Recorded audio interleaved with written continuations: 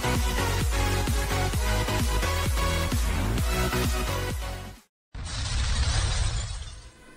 मेरे प्यारे बच्चों, आप सभी लोग कैसे हैं? आई होप सो आप सभी लोग बहुत अच्छे होंगे।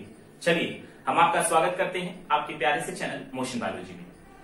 तो मेरे प्यारे बच्चों, आप सभी लोगों को हर दिन 1-2 क्वेश्चन दिया जाता है जिसका सही जवाब मैक्सिमम स्टूडेंट देते हैं। और जो स्टूडेंट जवाब देते हैं उनका नाम हम ले लेते हैं। तो अलका राय, आराधना यादव, और उसके बाद प्रिया सरोज और ज्योति राय, ठीक है, सृष्टि यादव और कुमकुम और आदर्श मिश्रा। इस प्रकार से और भी बहुत सारे स्टूडेंट हैं। आई थिंक किसी का नाम अगर हम भूल रहे हैं तो माफ करिएगा, लेकिन बहुत सारे स्टूडेंट हर दिन सारे क्वेश्चन का जवाब देते हैं। बहुत अच्छा लगता है और हमें ऐसा लगता है कि जो हम पढ़ा रहे हैं वो आपको समझ में आ रहा है, क्योंकि आप जवाब दे रहे हैं। तो चलिए आज स्टार्ट करते हैं हम एक नई हेडिंग जो है वो हमारे लिए इंपॉर्टेंट भी है, साथ में कॉन्सेप्चुअल भी है।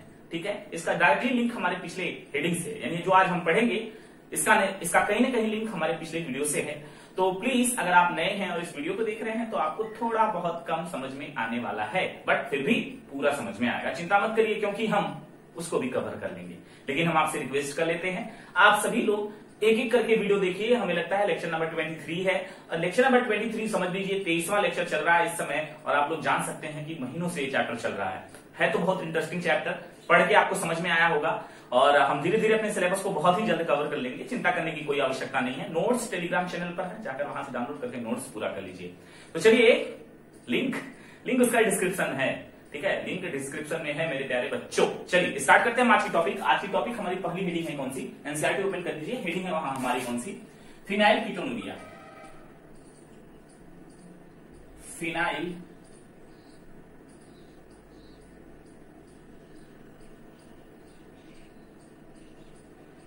कीटोनुरिया,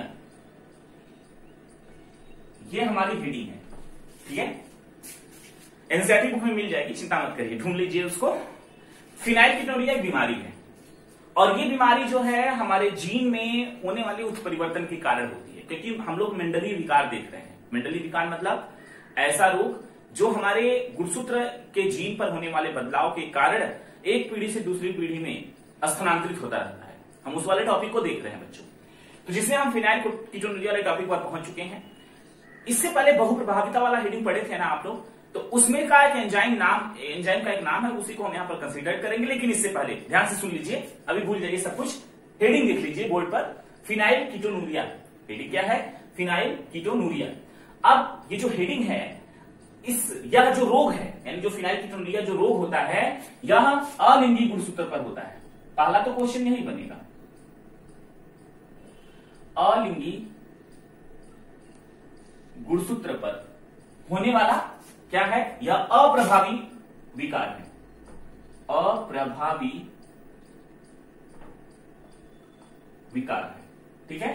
अलिंगी गुणसूत्र पर होने वाला अप्रभावी विकार होता है। कौन? फिनाइल कीटोनुरिया। इतना समझ में आ गया बच्चों। अब हम एक चार्ट बनाते हैं, उस चार्ट के थ्रू इस पूरे टॉपिक को समझा देते हैं, ठीक है। ध्यान से सुन लीजिए, फिनाइल कीटोनुरिया बीमारी होती क्यों है? यह बीमारी हमारे अलिंगी गुणसूत्र पर कुछ जीन में उत्परिवर्तन हो जाने की वजह से होती है। इसके हो जाने से क्या प्रभाव पड़ता है, हम उसको समझा दें। देखिए, एक सामान्य मनुष्य, एक सामान्य मतलब स्वस्थ लिख लीजिए आप, एक स्वस्थ मनुष्य, ठीक है।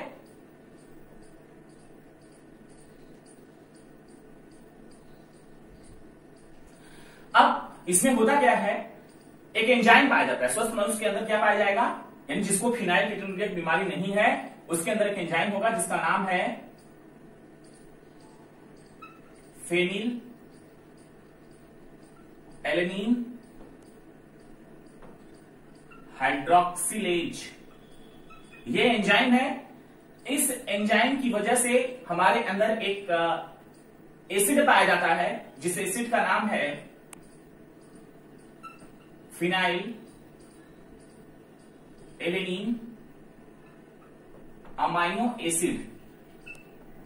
ये एसिड होता है हमारे शरीर में, और ये एंजाइम जो है इस एसिड को कन्वर्ट करता है किसमें? टायरोसिन में, टायरोसिन में, जो कि हमारे शरीर के लिए बहुत ही महत्वपूर्ण है। कौन? टायरोसिन। ठीक। एक स्वस्थ मनुष्य है जिसमें फेनिल एलनिन हाइड्रोक्सिलेज एंजाइम पाया जाता है, जिसकी वजह से फेनिल एलनिन अमीनो एसिड बदल जाता है टायरोसिन में, इस एंजाइम की मदद से। एक स्वस्थ मनुष्य में जिसको फिनाइलकेटोनुरिया नहीं है। लेकिन अगर हम रोगी की बात करें तो रोगी में यही एंजाइम जो होता है, एंजाइम नहीं पाया जाता, एंजाइम अनुपस्थित होता है। एंजाइम क्या होता है? ये अनुपस्थित होता है, जिसकी वजह से शरीर में फेनिल एलनिन जो है वो स्टोर होने लगता है। फेनिल एलनिन एंड, मतलब और लिख लीजिए, और फेनिल पायरुविक एसिड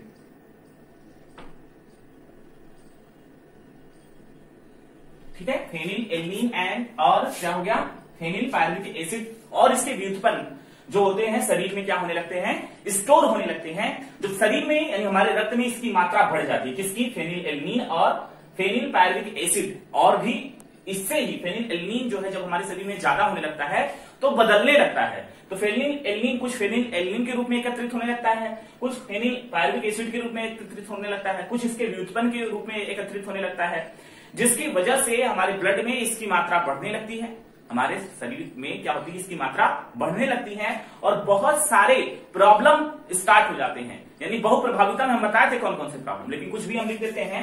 यानी कौन कौन सा रोग हमें दिखाई देने लगता है। एग्जाम्पल के तौर पे सबसे पहले मानसिक मंदता, क्योंकि हमारे ब्रेन में स्टोर होने लगता है फेनिल एलनिन। मानसिक मंदता, कम वृद्धि, वृद्धि का कम होना, ठीक है, और उसके बाद साथ में वृद्धि का कम होना और त्वचा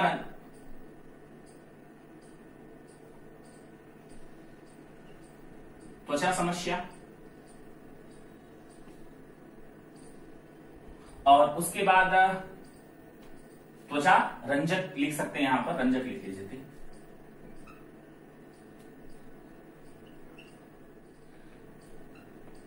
बालों का कम होना और वृक्क के अवशोषण में कमी, वृक्क के अवशोषण में कमी, ठीक है, जिसकी वजह से यूरिन से, मूत्र से फेनिल एलनिन या फेनिल एलनिन कीटोनुरिया लिख सकते हैं का श्रावण होना। ध्यान सुनिए बच्चों, बड़े ध्यान से सुनिए, बहुत ही आसान टॉपिक है, बहुत ज्यादा आसान है। ध्यान सुनिए फिर से, अभी तक क्या समझे क्या भूल जाइए सब, फिर से मेरी बातों को ध्यान से सुन लीजिए। फिनाइलकेटोनुरिया ये एक ऐसा बीमारी है, एक जन्मजात रोग होता है और हमारे क्रोमोसोम में कुछ गड़बड़ी की वजह से होता है, यानी परिवर्तन की वजह से होता है। यह हमारे अलिंगी गुणसूत्र और अलिंगी गुणसूत्र पर होने वाला रोग है। यानी अलिंगी मतलब 22 जोड़ा गुणसूत्र होता है उसी को अलिंगी गुणसूत्र कहते हैं, क्योंकि 23वें जोड़ा के लिंगी गुणसूत्र कहते हैं। तो जो अलिंगी गुणसूत्र है उस पर होने वाला एक अप्रभावी विकार है। अप्रभावी मतलब जब तक मेल एंड फीमेल, मतलब कि जब तक दोनों जीन प्रभावित नहीं होंगे तब तक ये बीमारी नहीं होगी, ठीक है। तो अलिंगी गुणसूत्र और अप्रभावी क्या है? ये विकार है। इसमें होता क्या है, अब इसको जान लेते हैं। अगर एक स्वस्थ मनुष्य होगा तो उसमें एक एंजाइम होता है, मतलब हमारे शरीर में, एक स्वस्थ मनुष्य के शरीर में एक एंजाइम होता है फेनिल एलनिन हाइड्रोक्सिलेज। ये एंजाइम होता है जिसकी वजह से हमारे शरीर में उपस्थित एक एसिड है जिसका नाम क्या है? Phenylalanine amino acid. ये फेनिल एलनिन अमाइनो एसिड इस एंजाइम की प्रेजेंस में टायरोसिन में कन्वर्ट हो जाता है, ठीक है, एक स्वस्थ मनुष्य में।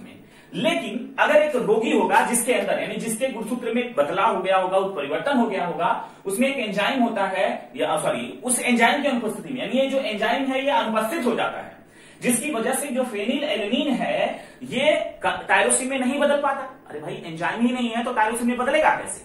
ठीक है, यानी एंजाइम की अनुपस्थिति होने की वजह से फेनिलएलनिन टायरोसिन में नहीं बदल पाता, उसी तरीके से पड़ा रहता है, यानी फेनिलएलनिन के रूप में हमारे शरीर में एकत्रित होने लगता है। साथ में फेनिलपार्विक एसिड यानी फेनिलएलनिन और फेनिलपार्विक एसिड के व्युत्पन्न के रूप में हमारे शरीर में एकत्रित होने लगता है, हमारे ब्लड में एकत्रित होने लगता है, हमारे ब्रेन में एकत्रित होने लगता है, जिसकी वजह से हमारे शरीर में फेनिलएलनिन और फेनिलपार्विक एसिड की मात्रा बढ़ने लगती है। और ऐसा होने पर बहुत सारे प्रभाव हमारे शरीर में दिखाई पड़ते हैं, इस मानसिक मंदता, वृद्धि का कम होना, त्वचा रंजक, बालों का कम होना। और अगर ऐसा होता है तो हमारी किडनी जो होती है, वृक्क जो होता है, उसमें अवशोषण में यानी उसके अवशोषण में भी क्या हो जाती है, कमी हो जाती है, जिसकी वजह से यूरिन से फेनिलएलनिन का स्रावण होने लगता है। ठीक है, किसके यूरिन से फेनिलएलनिन का स्रावण होने लगता है। ठीक है बच्चों, तो ये बहुत सारी बीमारियों को कौन, फेनिलकीटोनुरिया करता है। और कीटोन बॉडी का होना, अगर यूरिन में कीटोन बॉडी का होना, तो एक शुगर का भी लक्षण होने लगता है। ठीक है बच्चों, समझ गए, फिनाइलकीटोनुरिया समझ गए आप लोग, क्या समझे, यानी कि फिनाइलकीटोनुरिया जो होता है वो क्या है, अलिंगी गुणसूत्र पर होने वाला अप्रभावी विकार होता है। इसमें फेनिलएलनिन हाइड्रोक्सिलेज एंजाइम की कमी होने की वजह से या न होने की वजह से फेनिलएलनिन अमाइनो एसिड टायरोसिन में नहीं बदल पाता, जिसकी वजह से वह हमारे शरीर में phenylalanine and phenylalanine पार्विक acid store होने लगता है। इसके वजह से बहुत सारी बीमारियां होती हैं। ठीक है, इतना लिखेंगे आप लोग, 3 नंबर का आंसर हो जाएगा। इरेज करें इसको, आगे बढ़ते हैं हेडिंग की तरफ। चलिए बच्चों, अरे सर जी कितना पढ़ाएंगे, है ना कहाँ पढ़ा रहे हैं बताओ, 8-10 दिन से तो पढ़ा ही नहीं रहे थे हम आप लोगों को, अभी तो पढ़ाना चालू किए हैं और आप लोग तो पढ़ भी नहीं रहे हैं, है ना। ऐसा नहीं है कि मेरे को समझ में नहीं आता, मेरे को समझ में नहीं आता, तेरे लोग पढ़ नहीं रहे हो पढ़ाई करिए, क्योंकि आप लोग जो हमें पता चल जाता है कितने बच्चे पढ़े हैं। ठीक है, और हम ईमानदारी से अगर आपको बता दें तो केवल 3-4 बच्चे रोज पढ़ते हैं और पूरी आप वीडियो देखते हैं, बाकी सारे लोग बात करते हैं, बात करके चले जाते हैं, उतना ही करने आते हैं। और रही बात उन लोगों की जो केवल और केवल बात करके जाते हैं ना, उनके जीवन का कोई गोल नहीं है, ये ट्रूथ है बच्चों। अगर आप पढ़ने के लिए डेडिकेट हैं तो आप जो है इस तरह के काम नहीं करेंगे, आकर बात करेंगे, बात करने का जब पढ़ने का टाइम होता है तो फिर चले जाएंगे। हमें नहीं समझ में आता कि आपके पास मोबाइल का होना इस समय कोरोना कोविड-19 की वजह से कहीं ना कहीं आपको डिस्ट्रैक्ट कर रहा है अपने पाथ से। संभल जाओ, ये लाइफ का वो चरण है, अगर यहां से गिरे ना फिर उठ नहीं पाओगे। रियलिटी है मेरे बच्चों, ये सही हम बता रहे हैं आपको। आप जिस चरण पे खड़े हैं ना, एक कदम बढ़ाएंगे तो आगे आसमान है, और एक कदम बैक लिए ना तो खाई है, और इतना धड़ाम से गिरोगे फिर उठ नहीं पाओगे। इसलिए प्लीज, और हम रियलिटी बता दें और बता चुके भी हैं, केवल 3-4 बच्चे इसमें पढ़ाई कर रहे हैं, केवल 3 और 4 बच्चे बस। बाकी सभी लोग बातें करते हैं, बातें करके इसकी बातें उसकी बातें करके बस हमें तो लगता है कि वीडियो पॉज करके बातें करते हैं, चैटिंग करते हैं कि बाद में वीडियो देख लेंगे, बात कभी आता नहीं है। और ऐसे ऐसे करके ना कई चैप्टर जब हो जाएंगे तो बर्न होगा और आप कहेंगे कि चलिए कॉलेज तो खुलेगा ही, कॉलेज में पढ़ लेंगे। जो अभी 20 मिनट का लेक्चर नहीं देख पा रहा है ना, वो 50 मिनट के कॉलेज में क्या जो टीचर पढ़ाएगा वो समझ में आ जाएगा आपको। और ऐसा नहीं है कि अगर ये सिलेबस खत्म हो रहा है तो फिर से कॉलेज में पढ़ाया जाएगा, ये आपकी गलत फहमी है, आप बिल्कुल गलत सोच रहे हैं। अगर वो टीचर पढ़ा चुका, चाहे हम ही क्यों ना हो, अगर हम जितने सिलेबस को पढ़ा चुके हैं वापस हम नहीं पढ़ाएंगे। क्यों? इतनी मेहनत जो कर रहे हैं आपके लिए, पसीना बहा रहे हैं आपके लिए, और आप हैं कि केवल चैटिंग करके जाते हैं। चैट कर लिए, झगड़ा कर लिए, एक दूसरे से हो गया, उसके बाद जैसे ही क्लास स्टार्ट हुई, चैटिंग करते समय 25 लोग रहते हैं, जैसे ही क्लास स्टार्ट हुई वैसे 5 लोग, 10 लोग, 8 लोग ऐसे रहते हैं। हमें तो लगता है वीडियो पॉज करके चैटिंग करते हैं। ऐसे काम नहीं होगा, और आप बहुत बड़ी गलती कर रहे हैं, अपने ही पैर पे खुद पे जबरदस्त कुल्हाड़ी मार रहे हैं, और आपका उस सब्जेक्ट पर मार रहे हैं जिसको आपने चुना है, जिससे आपका करियर ग्रोथ करेगा। आपकी मर्जी, आपका भविष्य है, बाकी हमारा काम था बताना। चलिए अगली हेडिंग हमारी कौन सी है बच्चों? अगली हेडिंग हमारी थैलेसीमिया।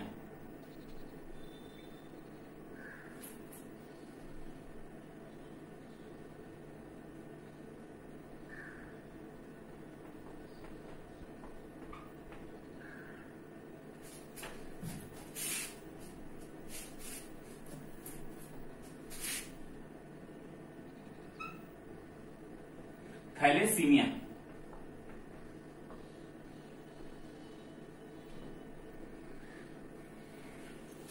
ध्यान से सुन लीजिए, इसका भी लिंक जो है पिछले क्लास से है। पिछला क्लास कौन सा?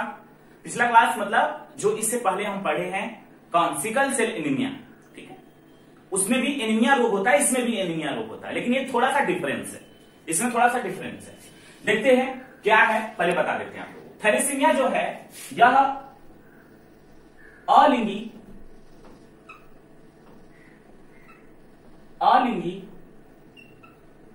गुणसूत्र पर होने वाला अप्रभावी विकार है, ठीक है। थैलेसीमिया अलिंगी गुणसूत्र पर होने वाला अप्रभावी विकार होता है। कौन? थैलेसीमिया। इसमें बच्चों दोनों, यानी जब दोनों जनक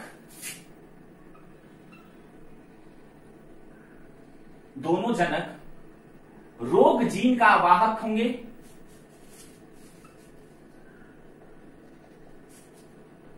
तभी यह रोग संतति में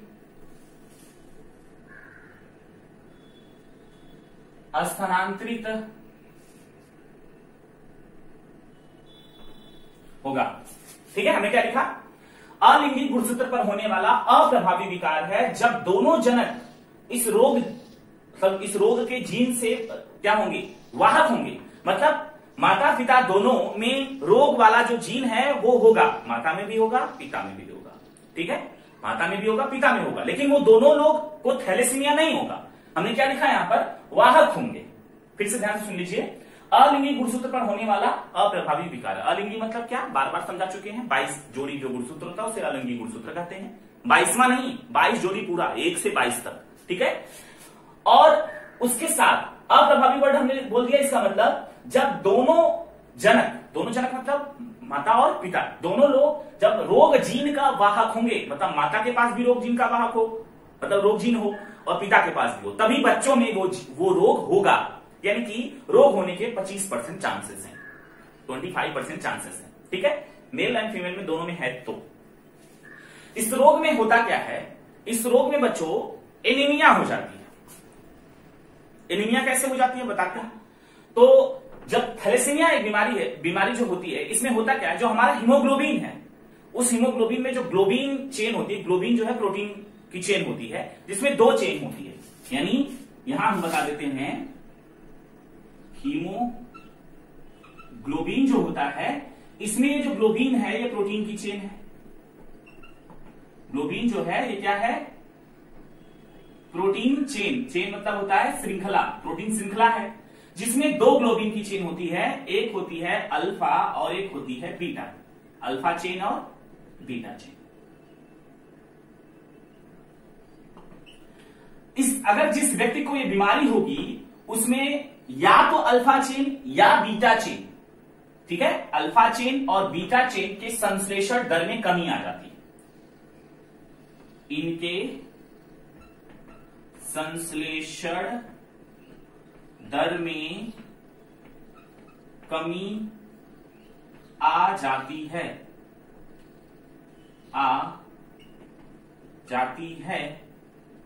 जिससे एनीमिया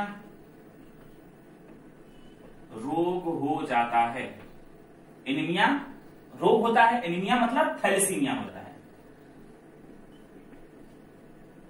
आप कहेंगे सर एनीमिया मतलब थैलेसीमिया कैसे हो गया? मतलब अगर अल्फा चेन और बीटा चेन के संश्लेषण दर में कमी होगी तो जो उससे एनीमिया होगा उसी को हम क्या बोलेंगे? थैलेसीमिया। यानी थैलेसीमिया के कारण ही अल्फा बीटा की चेन में कमी होती है, इसलिए एनीमिया हो जाता है। अच्छा, आपको याद होगा जब हम सिकल सेल एनीमिया पढ़ाए थे तो उसमें भी हमने कहा था कि एनीमिया हो जाता है, लेकिन उसमें आपको बताया गया था कि जो बीटा चेन होती है उसके छठे वाले प्रोटीन पर, छठे वाले अमाइनो एसिड के बदल जाने के कारण ही सिकल सेल एनीमिया होता है। राइट? सही है ना? आप लोग याद किए हैं ना? तो इसमें क्या है, या तो अल्फा चेन या तो बीटा चेन, इसमें दोनों चेन में प्रभावित होला। वहां पर केवल एक पॉइंट म्यूटेशन था, ठीक है, पॉइंट म्यूटेशन था। इसमें क्या है, इनके संश्लेषण दर में कमी आ जाती है जिससे एनीमिया रोग हो जाता है। और ये एनीमिया रोग होता कैसे है?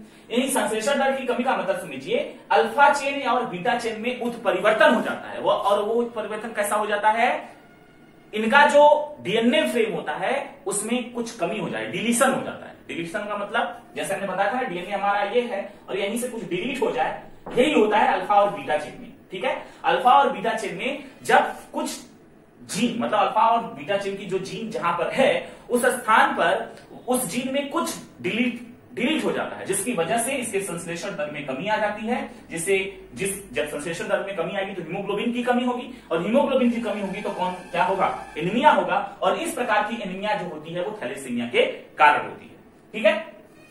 अब अगर अल्फा चेन की कमी होती है तो अल्फा थैलेसीमिया होता है, अल्फा थैलेसीमिया। और अगर बीटा चेन की कमी होती है तो बीटा थैलेसीमिया होता है,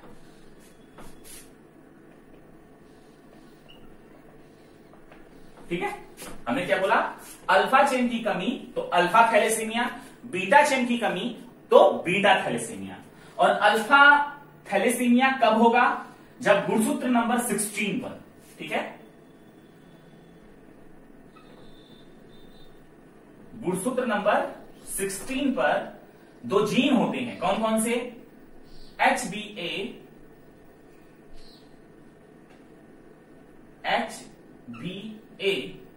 और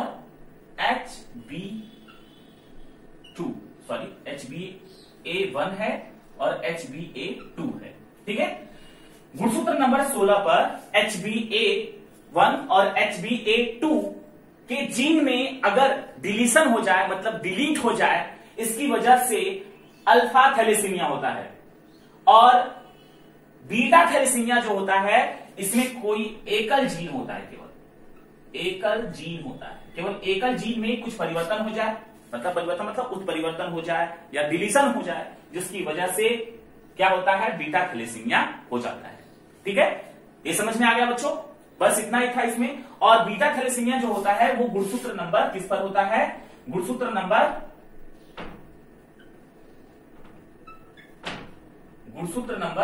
11 पर, गुणसूत्र नंबर 11 पर होता है, जिससे गुणसूत्र नंबर 11 पर एकल जीन होता है, एकल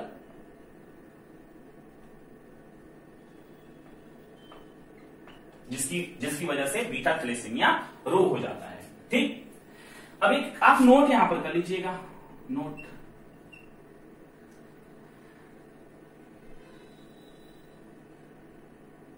यहां पर लिखेंगे आप सिकल सेल एनीमिया,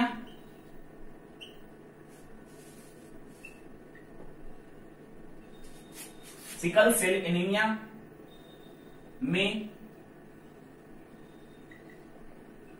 क्वालिटी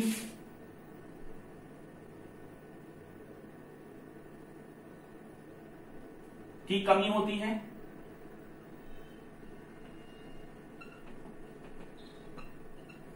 जबकि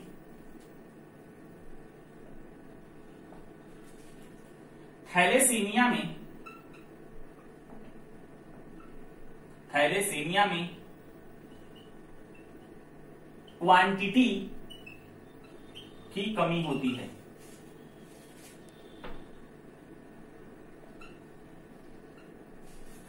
ध्यान से सुन लीजिए बच्चों, मेरे प्यारे बच्चों ध्यान से सुन लीजिए, फिर से समझा देते हैं, फिर से पूरा हेडिंग भूल जाइए अभी तक क्या पढ़ा थैलेसीमिया में सर, ठीक है। ध्यान से देख लीजिए, थैलेसीमिया एक ऐसी बीमारी है जिसमें ऐसी बीमारी जिसमें अलिंगी गुणसूत्र पर होने वाला क्या है, अप्रभावी विकार होता है। यह अलिंगी गुणसूत्र पर होने वाला अप्रभावी विकार है। यह दोनों जब तक नर और मादा यानी कि माता और पिता दोनों जब तक प्रभावित नहीं होंगे तब तक उनके बच्चों में प्रभाव नहीं होगा। इस बीमारी में होता क्या है, इस बीमारी में अल्फा चेन इस बीमारी में हीमोग्लोबिन की कमी होती है जिससे एनीमिया हो जाता है, ठीक है। हीमोग्लोबिन की कमी होती है जिससे एनीमिया हो जाता है। और यह दो प्रकार की बीमारी हो सकती है, अल्फा थैलेसीमिया हो सकती है, बीटा थैलेसीमिया हो सकती है। क्यों हो सकती है उसी को समझा देते हैं, ठीक है। हमारी हीमोग्लोबिन जो होती है उसके पास ग्लोबिन प्रोटीन होता है, यानी प्रोटीन की चेन होती है। वो दो प्रकार के प्रोटीन की चेन से बनती है, एक अल्फा चेन और एक बीटा चेन, अल्फा चेन और बीटा चेन।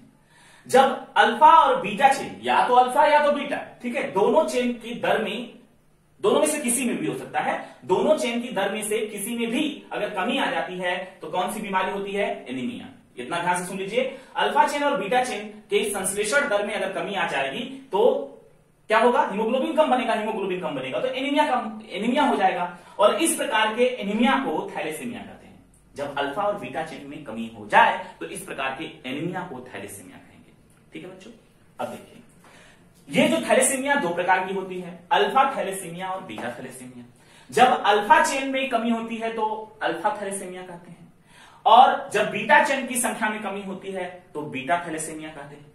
अल्फा थैलेसीमिया का जीन गुणसूत्र नंबर 16 पर उपस्थित होता है, गुणसूत्र नंबर 16 पर उपस्थित होता है, जिसमें दो प्रोटीन होते हैं, दो जीन होते हैं, HbA फर्स्ट, HbA 2 सेकेंड, ठीक है, यानी HbA सेकेंड। ठीक, HbA फर्स्ट और HbA सेकेंड में कुछ डिलीट हो जाता है, यानी HbA फर्स्ट और HbA सेकेंड क्या है? जीन है, इनमें कुछ डिलीट हो जाता है, उत्परिवर्तन हो जाता है, जिसकी वजह से अल्फा थैलेसीमिया हो जाता है। इतना ही सिंपल है। बीटा थैलेसीमिया गुणसूत्र नंबर 11 पर होता है, यानी बीटा चेन बनाने का जो जीन होता है गुणसूत्र नंबर 11 पर होता है, और उसमें एकल जीन होता है, कोई एक जीन होता है जिसमें उत्परिवर्तन यानी डिलीट होने की वजह से बीटा थैलेसीमिया की बीमारी हो जाती है। ठीक है बच्चों, बस इतना ही है। फिर से एक बार तीसरी बार रिवाइज कर देते हैं। थैलेसीमिया कैसी बीमारी है जिसमें जो कि अप्रभावी होता है, ठीक है, अप्रभावी होता है, अलिंगिक गुणसूत्र पर होता है। अलिंगिक गुणसूत्र कौन कौन? 16 पर अल्फा, 16 पर और 11 पर होता है, सीधा सीधा मतलब। इस बीमारी में हीमोग्लोबिन की चेन कम बनती है, जिसके कारण शरीर में हीमोग्लोबिन की कमी होने की वजह से जो है एनीमिया रोग हो जाता है। ठीक है, अब ये एनीमिया रोग होता क्यों है? क्योंकि जो हीमोग्लोबिन होता है उसमें दो चेन होती है, अल्फा और बीटा चेन, और दोनों चेन में से किसी की भी कमी अगर हो जाएगी तो थैलेसीमिया बीमारी हो जाएगी। अब दो प्रकार की थैलेसीमिया होती है, अल्फा और बीटा। अल्फा कब होगी? जब अल्फा चेन की कमी होगी। बीटा कब होगी? जब बीटा चेन की कमी होगी।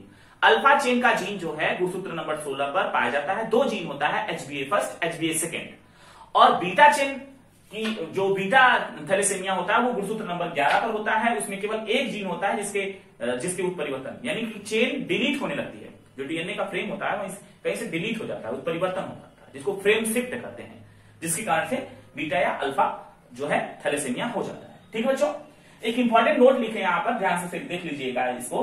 क्या हमें लिखा है कि sickle cell anaemia, sickle cell anaemia में भी एनीमिया रोग हो रहा था, इसमें भी हो रहा है, तो डिफरेंट क्या है? यहां पर हमने लिखा है बहुत इंपॉर्टेंट पॉइंट, इसके क्वालिटी में, सिकल सेल एनीमिया में क्या हो रहा था? हीमोग्लोबिन के क्वालिटी में परिवर्तन था। हीमोग्लोबिन के क्वालिटी में क्या, यहां पर HB लिख सकते हैं, यहां पर HB लिख दीजिएगा।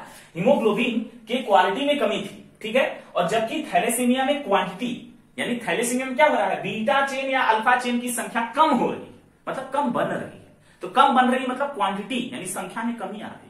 थैलेसीमिया बीमारी में समझ लीजिए कि हीमोग्लोबिन की संख्या में कमी आ रही है, जबकि सिकल सेल एनीमिया में उसकी क्वालिटी में डिफरेंस आ जा रहा है। कहां पर? वेलिनिन हो जा रहा है ना, वेलिनिन हो रहा है कि नहीं? उसके छठे स्थान पे अमीनो एसिड बदल जा रहा था, है ना? तो वही चीज है यहां पर कि सिकल सेल एनीमिया में क्वालिटी में कमी हो रही है, जबकि थैलेसीमिया में क्वांटिटी में कमी होती है। ठीक है, हो गया बच्चों? तो बच्चों आज की क्लास यहीं तक है, और आज की क्लास यहीं तक है तो हम आपसे विदाई लेते हैं। मिलेंगे नेक्स्ट क्लास में, और वीडियो पसंद आए तो लाइक करिए, शेयर करिए, और चैनल को सब्सक्राइब कर लीजिए। और एक क्वेश्चन दे देते हैं आपको, है ना, बड़ा दिन हो गया क्वेश्चन पूछे, मतलब पूछे थे, फिर से पूछ लेते हैं, क्या जा रहा है इसमें। आप हमको बताएंगे पेडिग्री एनालिसिस क्या है, what is this pedigree analysis, इसकी थ्योरी आप लिख दीजिएगा कमेंट बॉक्स में। ठीक है, एक लाइन का, बहुत ज्यादा नहीं लिखना है, एक लाइन का पेडिग्री एनालिसिस का आप लोग लिख दीजिएगा। और आप हमें बताएंगे सहलग्नता तथा पुनर्योजन, सहलग्नता तथा पुनर्योजन पर एक्सपेरिमेंट कौन साइंटिस्ट किए थे। ठीक है, कौन से साइंटिस्ट सहलग्नता तथा पुनर्योजन पर एक्सपेरिमेंट किए थे। और क्रोमोसोमवाद, ठीक है, क्रोमोसोमवाद किसने दिया था। ये तीन जो क्वेश्चन है कमेंट बॉक्स में इसका आंसर दीजिएगा। आज की क्लास यहीं तक है बच्चों, समाप्त करते हैं आज की class. Thank you so much, thanks for watching, I love you.